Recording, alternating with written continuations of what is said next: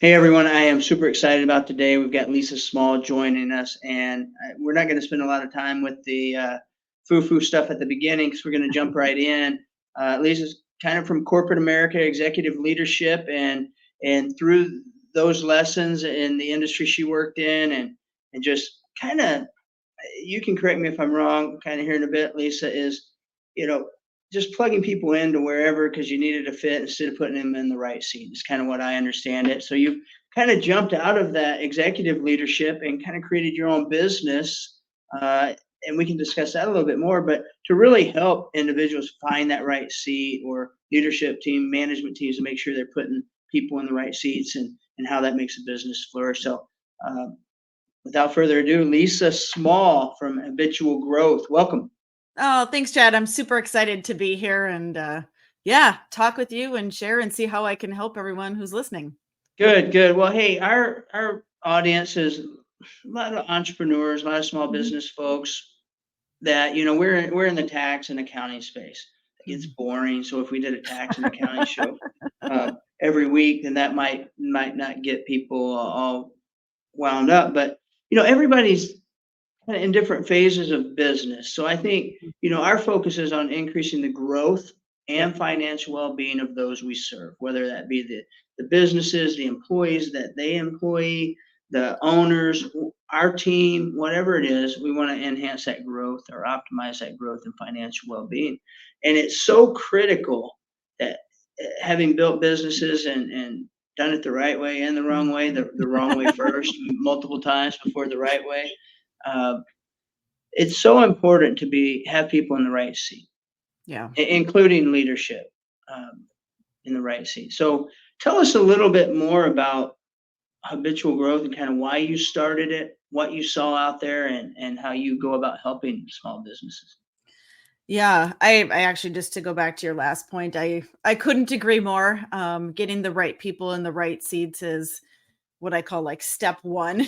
And then from there, it's how do you develop and pull out strengths from people that are either working in your business as a small business owner or a growing business, but also yourself, so that you place yourself in the right trajectory to continue exponential growth. Mhm. So yeah, getting right into the right seat is step one, and then how you get people engaged and growing is kind of that next step of our process, which we call live with intent.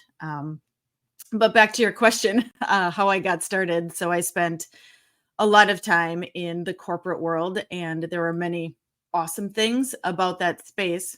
However, one of the things that I was really frustrated with was that managers and leaders really saw people for just the position that they were in.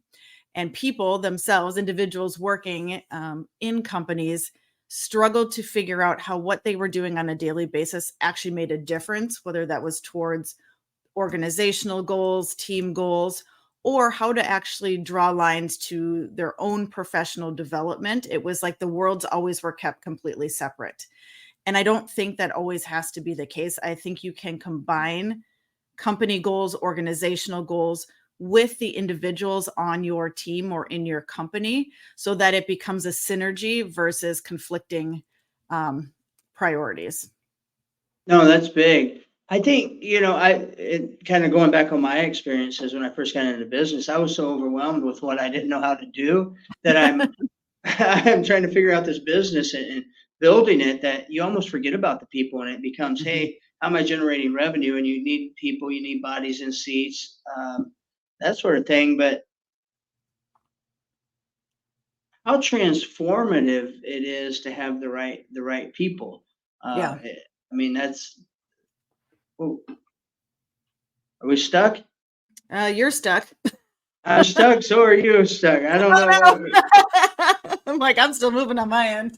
We'll have to edit this part out because I'm All just right. kind of all in. Yeah, Um, I don't know what's happening here. all right, let me try to go off camera.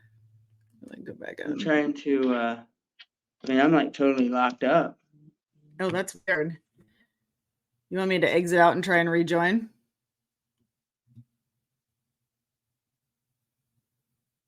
Yeah, I totally lost you now.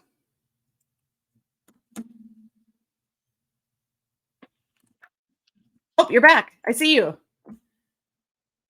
Hey, that was weird. All right, all right, all right. Well, Yeah, anyway, you. Rod, let's edit that out when you get to it. But here we go again. So having the right people in the right seat is critical. So at what point, like you probably work with businesses of various degrees, Yeah. right? Yeah. Is there a trend in like working with startups that you see they kind of start getting it, I right? Because wouldn't. it's not at the forefront of your mind when you're, for most people, Yeah. unless they come from an executive position and are kind of see what's wrong with the world from like your perspective. But when do they start seeing it? I don't know it's as much of a trend if as to when people see it as much as it is a priority to make time for it, because startups, small businesses, even medium-sized businesses, it's all hands on deck. I need everyone running on all cylinders just to keep the boat afloat more days Right. than not. And so unless you build in that time with your employees to say, all right, I know it's a lot, but 5% of this week, can we work on something that's actually, aligned with maybe our organizational goals, but something that you're really passionate about in your personal life, and put some time there, because it also, you're reinvesting in your people in a different way, and it keeps them happy because they are working towards personal growth as well. But you get the added benefit of, hey, eventually they're going to build skills or bring other things to the table that they aren't currently bringing to the table. So I think it's almost I know I need to do this and I know I need to make time for it and to be able to prioritize it as the business owner. No, that's awesome. How do you find out what they want? I mean, You got what? to know your people. It's Yeah, I mean, really, how do you get to know them? I think, and I ask in all seriousness, I know how, but yeah. I think some business owners are somewhat reluctant to get into the personal lives and the desires of their team. Yep. What do you say to those folks? Because you never know what that line is, right? Right. And as a business owner, you don't want to cross it because that can mean bad things. You might lose a good employee, a loss, whatever it may be, God forbid. Uh, but yeah, if somebody's struggling to really connect with their people, how do you suggest doing it? I can share what works for me, and kind of what I teach. It's not a one size fits all. Everybody's different and different personalities connect differently. I actually lay it out from the beginning. So from day one, when someone's interviewing, the professional and development component of what we're about, it's built into my culture of my teams. I talk about that, and I talk about how it's important for me to get to know somebody at some level on a personal standpoint, so that I can best help them grow and meet what they're going and what their vision is. So I try and set it up from day one when we first interact, and I will build interview questions around that. Um, from there, once people are in the door and they're onboarded and they're kind of going, we'll revisit. All right, hey, I want you to take 15 minutes today. Here's 3 questions that I want you to think about. So one of them is generally like, what kind of experiences do you want to have in your life? That kind of gives me an idea of where their like major categories go. If it's, I want to travel with my family to somewhere, or I want to run an iron, complete an Ironman. It gives me Sure. a general sense of like, okay, these life categories are really important to them. And then I like to ask, if money was no object, how would you give back to those you care about? So bringing in like the community service aspect or giving back. Um, and then I also like, if, when you get home from work, what are 3 things that you love to do to recharge? And that will also tell me how I can help space their days so that they have opportunity to recharge and work on development. So those are just 3 things that I try and put out there and have people reflect on. And then we'll revisit them in one-on-one conversations versus like a big group. I tend to not do those types of discussions in a large group because people are very hesitant to really share. Huh. No, I love that. It sounds so easy, right? You just talk to people and ask them questions, right? Yes. How miraculous. Yeah, and most people enjoy that. And I found I'm probably not the greatest connector, right? But I'm trying to be better. And we went about 3 years ago. We went through a series of changes within our organization that our culture was a little off. Myself and my business partner kind of stepped out and focused on some other things, leaving the business to tend to itself. We had some key people that, you know, from a technical standpoint, we're very, very good, but from a overall, strategic and culture vibe was not the right fit. And when we would have kind of weekly meetings or whatever just to discuss strategy, talk to the team, all this stuff via Teams or in person. Uh, this person would kind of undercut us, Mhm. right? At the water cooler, right? And finally, we kind of like, this is not right. When finally we said we're in the tax and accounting business, and this was late December, and we're Yes. like, no, no more. And it hurt the first year. It really did. But we started focusing on culture, Yeah. our core values, um, our success behaviors, those sorts of things. And we're just got a new segment of the business going, and I'm kind of leading that up in our real CFO Inc. side that we do tax planning, CFO services, controller type Yeah. services outside of just the regular tax prep. And I've got a core team. And I want to say right before New Year's, the week between Christmas and New Year's, we did vision boards. Yeah. And I think I learned more about my team in those than that moment. Some of them, others I'd had conversations more with, but uh, doing just the vision boards, kind of what do they aspire? What do they want? What are they Right. dreaming of? What's close to them? Is that an exercise that you typically recommend companies do, or?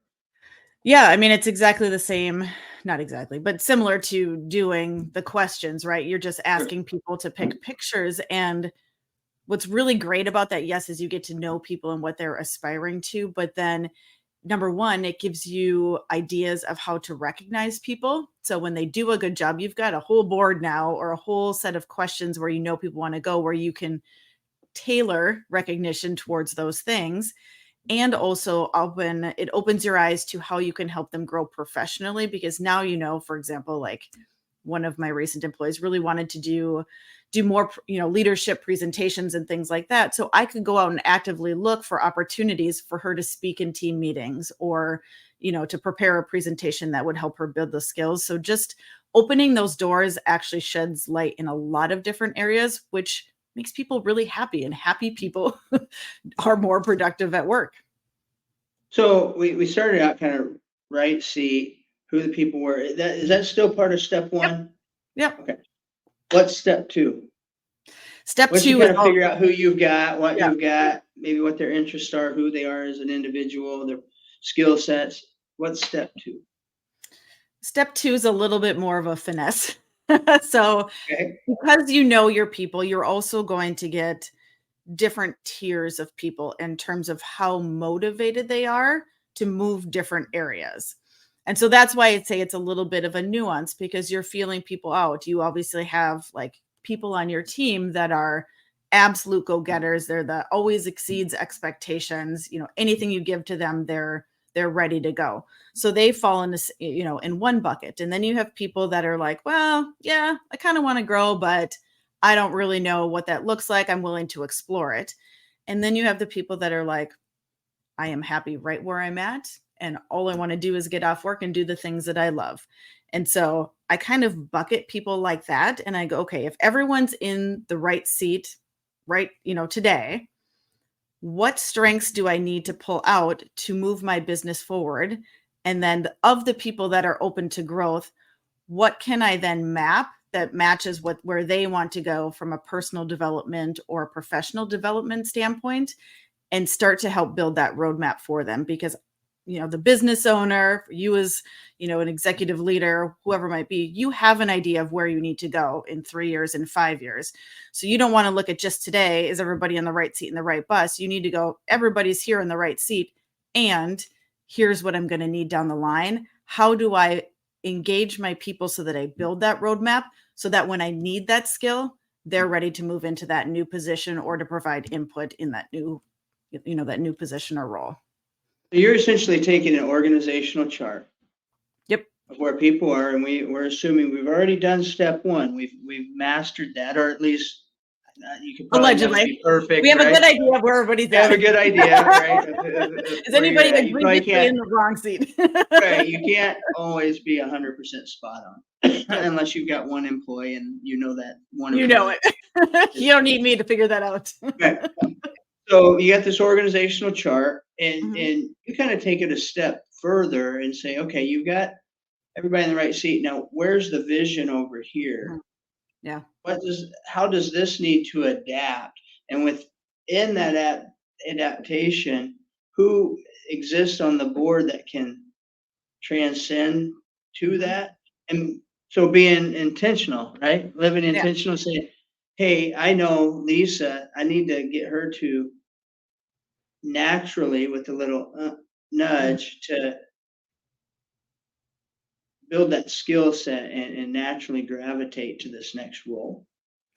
Yeah, and you start to plant the seeds, right? Part of your job is to craft the vision and get people to buy in, of course, and you are painting it so that they start to see themselves growing. So when I work with people on any of their professional development plans or whatever that might be, it's how do you need to break down your weeks? Like I can tell you like, hey, what I see in 3 years, this is kind of, I think the needs of our team, or I know you're really into leadership and I'm not necessarily certain based on the vision I have today that something's going to be open, but I really want to work towards that with you so that you can move if there's an open spot somewhere else, right? Because you want the best for people, obviously, and you want them to give you your best. And so in having those conversations, you help them begin to craft their day. So suddenly they go, okay, well, I'm doing this week, this week, this today. And over time they go, you know what? Look at all these skills that I've built. Yeah, I think I am ready to do that because you want to build the confidence, not just say, okay, in 3 to 5 years, I want you to be here. And yes, we'll work towards it, but you want them to actually go through the motions and the actions that build the confidence and the stability so that they are truly ready. No, it sounds easy. It's not. It sounds really damn easy. But hey, this is great for me because we're going through a similar process in this new kind of shift in our business model, so to speak. So, all right. So one, right seat. Right seat, right? Yep. Two, you kind of got the vision, the organizational chart, and you're pulling those that have that skill set or that energy or whatever it is to be in that next role. You're intentionally pulling them along, whether they know it or not. In most cases, you make it fully known. I've got a place for you here. I need to. Well, I Or would do never you? promise what you say. So you never promise something you can't act on, because you are. But what you're saying is, hey, here's kind of where I see us growing as an organization, as a team, as a company. I know these are the skills and characteristics that I'm going to need of someone that could run X, Y, and Z, at that time. Is this something you're interested, right? You're never going to be able to force someone to be in a seat and then have them do a really amazing job. They're just not going to be invested. So you're having the conversations of where you see the ship going, how that maps to what they're interested, how they want to grow, what they're motivated by. And then you are not pulling them as much as you are sharing with them opportunities to learn and grow in that direction. You are not accountable for them, but you are providing the framework for them to be accountable to themselves and to the team and to develop those skills and characteristics on their own. You're not pulling them. You're giving them the resources, and they have to Right. own it, and they'll naturally progress in the direction you Yep. desire, or they won't. Yep. Right? And now you've done the exercise of the visions and whatever, and now you can reward progress based on what is important to them. So you reinforce the forward movement. Right seat, knowing your people, and then actively giving them the tools and the resources necessary to naturally gravitate to where your organization will need them, or determine they need to find a new home, Yep. probably. Yeah. Yeah. See. And not everyone's going to buy in, and that's Yeah. okay. And I think it's incredibly hard. You mentioned many of the listeners are entrepreneurs, small business owners, and you're right. It's really hard when everybody is working nonstop to keep the boat afloat, to set that time intentionally apart to do that. Yeah. If you do not, as you scale and grow, the roles and responsibilities and day-to-day activities that people will do will never naturally fall into silos that they can then own and operate for themselves, that you can then build teams behind them. That's part of why it's so important to start when it's just you, when it's just one, two people, when it's just three people, to have that culture of growth, development, vision. How does this map? Because then people will sort of naturally own certain areas that are then aligned with their own personal and professional growth. What step are we on now? I kind of got 1.5. 1, 2, and then I don't know if we added a step there, how it all comes together. But I mean, in all seriousness, if you're speaking to the listeners, what is your fundamental process that you walk them through? Is it a step 1, 2, 3, 4, or what is live with intent? Kind of your program. Yeah, live with intent is 5 basic steps, and within there's nuances like you've already alluded to, but number 1 is, defining the priorities, and that happens at the business level, the team level, and the individual level. So once you can figure what those are, and that, like, from an individual standpoint, you're authentically aligned with those, and as a business, those meet your business objectives and the mission and purpose of your business, awesome. Then you build your goals around what those things are. That's step 2.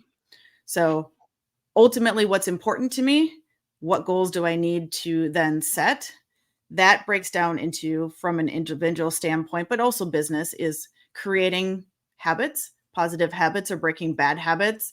I had a team once that was notorious for getting into a negative communication cycle in every meeting they were in.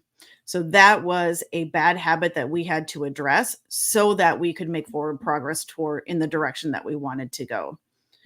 And then the 4th step is what you and I just talked about in terms of what do I need to do on a daily basis with intention. These are the things that I am prioritizing in my professional life, in my business day-to-day, in my personal life, that move me closer to building those habits, meeting those goals, and ultimately fulfilling the top priorities that I have deemed most important. And then the number 5 step is tracking progress. And people don't like to track progress because it's really scary when it doesn't seem to be moving in the direction that you want it to, or you're afraid that you drop off and you don't want to know, or you're looking so retrospectively at progress that you no longer have the ability to take control and change the course that you're on. So those are the 5 steps that we walk through. It's very similar for any size organization. Any size organization. Yep. You just scale based on how big the organization is, how big the teams are, and what the individual needs are of that specific team, organization, or individual. Yeah. What's your vision? My vision is to grow 5 million lives by 2027 through our process. That is our mission. Oh, wow. By 2027? 2027, yeah, 5 million. Oh, wow. Fantastic. Yes. That's amazing. Yeah. Lisa, I know we could go so much deeper into this, but I think, just from what we talked about, I can relate it to my experiences. I know I can relate it to a lot of experiences, to a lot of the clients that I work with that are small businesses, especially those that, some people just start a business and create a job for themselves, and that is okay. You might be the only employee. You're probably not going to work with Lisa. Unless you're looking to grow. But yeah. You could? Yeah. Okay. Well, but then you start adding employees. That's where life really gets challenging, because now you've decided that you don't want just a business or a job that you've created that you happen to own. You want a business. So you're hiring employees, you're scaling. That's when it gets really difficult. And having someone like Lisa help with that process early on, or even if you're in the midst of it, Yeah. is so important because believe me, I did it wrong so many different ways. And, um, I'm getting better. I mean, it's from reading, it's talking to other folks and hey, man, you really got it. It's your Mhm. business is people. Yes. It's people, systems, and processes. Yep. And if 100%. you have people but not the systems, and you might have the process, it's not going to be smooth. You have to have all three: people, systems, and processes. That's it. And I think this goes a long way to helping people kind of short circuit that learning curve, Yeah. put people front and Front center. and center, and arm business owners and team leader. I mean, I don't know about you, but when I got into business, whether it was my corporate job or now owning my own business, no one gave me a manual and said, all right, here's everything you need to know about how to strengthen relationships with your employees, how to pull things out of them that are meaningful, how to coach them and mentor them and have hard discussions. No one gave me the manual. And I think that's where I Yeah. see my passion being, is saying, hey, let's shorten the window of education and training trajectory. Like, let's do it together. We'll get you set up on the right path. And then I can fade into the distance. It's not about a forever thing. It's what do you need to know so that you can grow your business to the best that you can grow it. And that comes largely through your people that are a part of that business. Awesome. Now I know probably the services you deliver and everything is kind of specific to a business, right? There's there's always budgetary, right, Right. considerations that you have to before you're investing. I mean, one can argue that if you invest in this, the money's going to come. Right. Sometimes that's most of the time that's true. However, it can be hard from a cash Yeah. flow standpoint. Do you work just one on one, or do you have kind of like group um, sessions or training sessions or some preliminary information that maybe can? How do people get Yeah. included in And, growing alongside you or, and all through the this all the process? All the things. things? Okay. All the things. I just want to say, the way that I operate comes from my experience, and that is I want people to grow. And so if someone has a need, but they don't really know what it is or a feeling, like, come and talk with me. Customizable packages are what I do the most of. So there's no selling anything that doesn't need to be. If you're like, I just need help here, awesome. Let's figure out how we can make that work, because developing people and moving your business forward should never be cost prohibitive. In my book, I don't think that should be true.